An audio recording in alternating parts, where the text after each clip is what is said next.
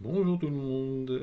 Allez, je vais pas faire une vidéo très originale, mais on va parler de plusieurs petits sujets et des petites choses qui m'ont un peu contrarié. Allez, premier sujet, on a terminé la guerre des Trois Royaumes ce matin. Moi, je suis très content puisque, bah voilà, on a gagné avec presque 2000 points d'écart. Alors, chose franchement qui m'a beaucoup plu, c'est que avec l'apparition de ces fameux jetons rouges dont on pourra parler juste après. Bah clairement, ouais, moi j'ai vu une différence. En moins de frappes laissées sur le carreau. 147 dans mon bataillon, en face 192. Les dernières fois, j'ai été habitué à avoir 300 frappes quasiment, hein. Donc là, j'en ai vu moins. Ça fait franchement plaisir parce que c'était intenable. Donc sûrement que les jetons rouges ont incité, ont poussé, je sais pas quel est le bon terme, mais en tout cas, ça change, on a moins de frappes laissées. Moi, c'est mon avis.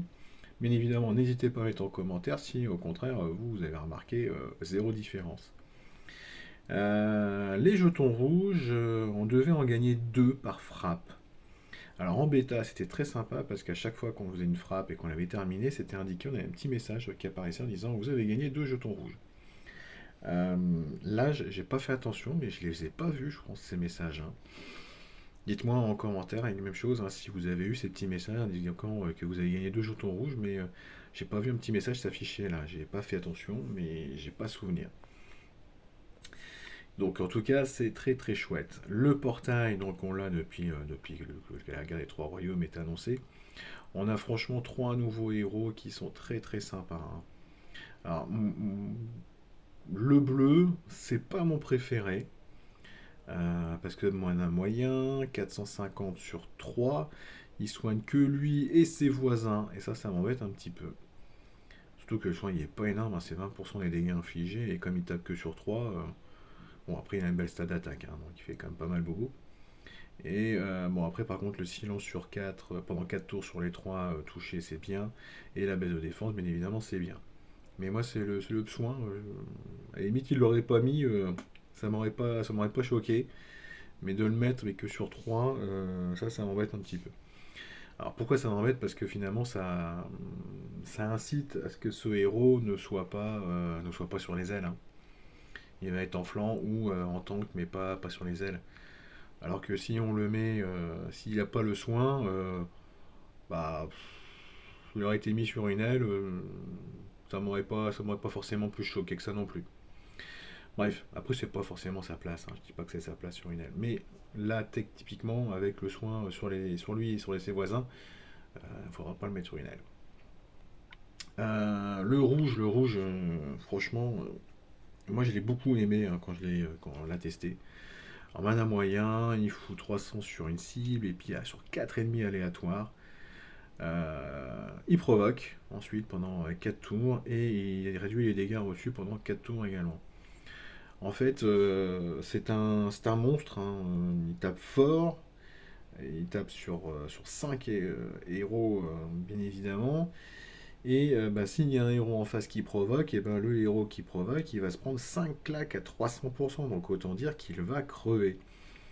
Et en fait, bah, ce héros est sa propre solution pour pouvoir l'éliminer. Parce que, comme il provoque, si vous en avez un en face qui a déclenché, et ben, le seul moyen pour pouvoir dégager vraiment se provoquer, bon, sauf si vous utilisez, je sais pas moi, une Marjana costume, ou un Kirill tout simplement, donc un magicien de la S1.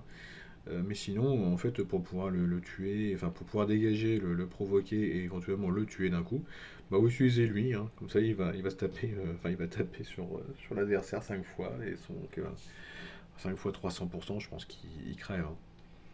Il crève. Et puis le jaune, moi j'aime beaucoup aussi, je le trouvais très sympa en rapide. Donc déjà il dissipe des bonus adverses. Bon. Et 450 sur un, donc celui qui a le plus de points de vie, et 250 sur tous les autres. Et il fait ça en rapide, hein. C'est pas mal, hein. Franchement, c'est pas mal du tout, hein. Bon, alors bien évidemment, s'il n'y a plus qu'un seul héros en face, bah, il va faire 450% de dégâts et puis c'est tout, parce qu'il n'y aura pas d'autres héros adverses.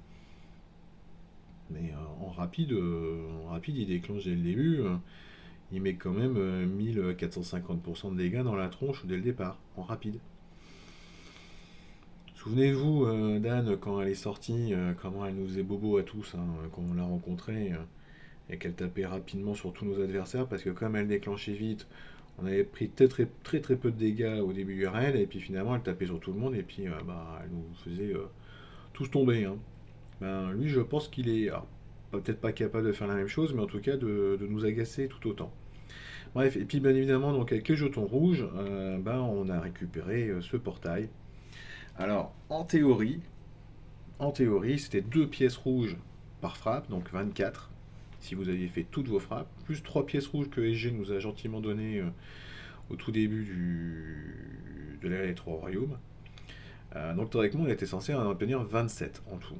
Bon, bizarrement, sur Line, moi je suis en contact sur pas mal de groupes, j'ai vu des joueurs dire bah, j'ai fait toutes mes frappes, j'en ai pas 27, j'en ai 25, j'en ai vu d'autres à 20. Qu'est-ce qui s'est encore passé? J'en sais rien du tout. Encore un truc qui a peut-être mal été implémenté pour certains joueurs. Est-ce que les personnes qui sont éventuellement sous iOS, il n'y a que eux qui sont impactés? Parce que moi, vous voyez, je suis sur Android, donc j'ai pas cet impact-là. Peut-être que c'est que des personnes qui jouent sous iOS, j'en sais rien du tout. Et encore, c'est vrai, théoriquement, il n'y a pas de raison. Non. Bref, aujourd'hui est apparu ce défi d'invocation avec des gemmes. Et là, je vais vous parler donc de ma grosse déception, c'est que au tout début du portail des Trois Royaumes, j'ai fait un x10. Et là, vous comprenez bien que je suis dégoûté parce que je l'aurais fait ce matin, le x10. En plus, j'ai chopé que du caca.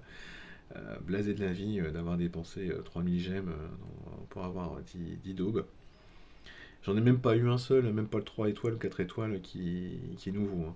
Rien, vraiment rien du tout. Bon, bref, en tout cas, si je l'avais fait aujourd'hui, j'aurais pu choper un de ces héros gratuitement à la fin. Bon, avec ma chance, j'aurais certainement chopé Atomos, hein. Sûr que ça aurait été lui.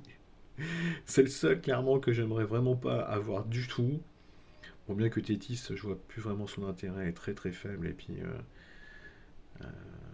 ouais, tous les alliés qui sont pas de glace, 30% d'attaque, les de glace, 60% d'attaque. Ouais, mais enfin, elle est trop fragile, trop fragile. Océanus éventuellement, hein, mais sinon, ça aurait été Thalassa ou Galapagos, et puis c'est tout, hein. Les autres m'intéressent pas beaucoup. Bref, en tous les cas, j'aurais pu faire aujourd'hui, plutôt que jeudi ou vendredi, je sais plus quand exactement j'ai fait le x10 pour de la merde, quoi, franchement. Bref, et puis dernière chose, c'est cette superbe bannière qui nous traîne donc depuis maintenant plus d'une dizaine de jours, où on nous dit on va avoir un événement avec des invités spéciaux. Et donc les invités spéciaux, ce sont des catcheurs. Bon, je veux bien faire une étape avec vous. Voyez, j'en ai déjà fait deux. Il n'y a franchement pas un énorme intérêt. Qu'est-ce qui se passe? Bon, voilà, vous avez 5 personnages au début. Là, j'en ai gagné une autre, là. Donc, ah oui, je peux prendre mes héros si j'ai envie, hein. Bon, vous avez remarqué qu'ils sont très très puissants, hein, ces héros. Lutte avec la cible. Pendant la lutte, attaque normale de la cible tombe à 1 et elle subit. Bah ouais, tiens, on va prendre toi à la place de l'autre, là. Alors, on va changer de couleur. Tac. Donc bon bah voilà, alors, si vous avez envie de vous amuser, allez-y. Franchement, il n'y a pas un énorme intérêt. Vous n'envoyez pas des petits soldats qui vont taper, vous envoyez des coups de poing. Donc voilà, ça c'est le petit visuel qui change, on va dire. On a deux vagues, hein. Donc une vague, je sais pas si on plus ou moins déjà des boss, hein, parce que ce sont les personnages de l'événement qui nous donnent, hein, c'est pas des petits monstres, hein. Mais là, juste après, je vais avoir une autre vague. Avec en général, je pense qu'il y a en bêta, sur les dernières étapes, il y en avait plus que un à affronter. Bon, ça peut sembler très long avec les tuiles, hein, à abattre les adversaires, mais avec les CS, ça va beaucoup plus vite, hein.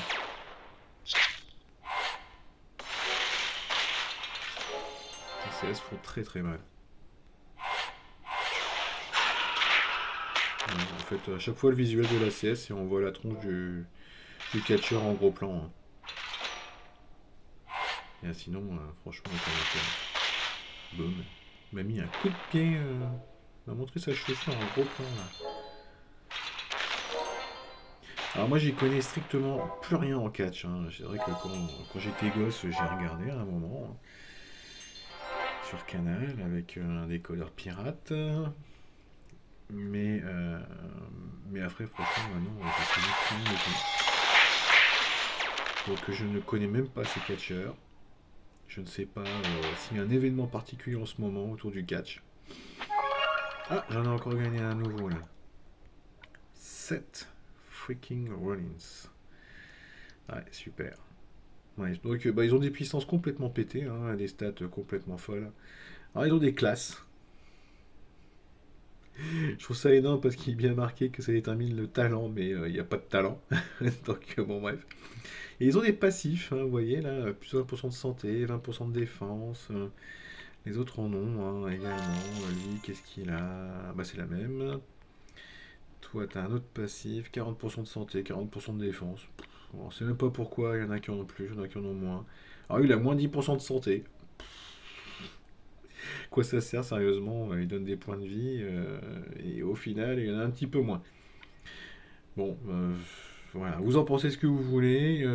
Il n'y a bien évidemment aucune récompense. Il n'y a pas de héros, il n'y a pas de troupe, hein, c'est juste un personnage de catch éventuellement à gagner. On gagne de l'expérience, on gagne du jambon, du fer et quelques troupes, dans les maisons des recrues.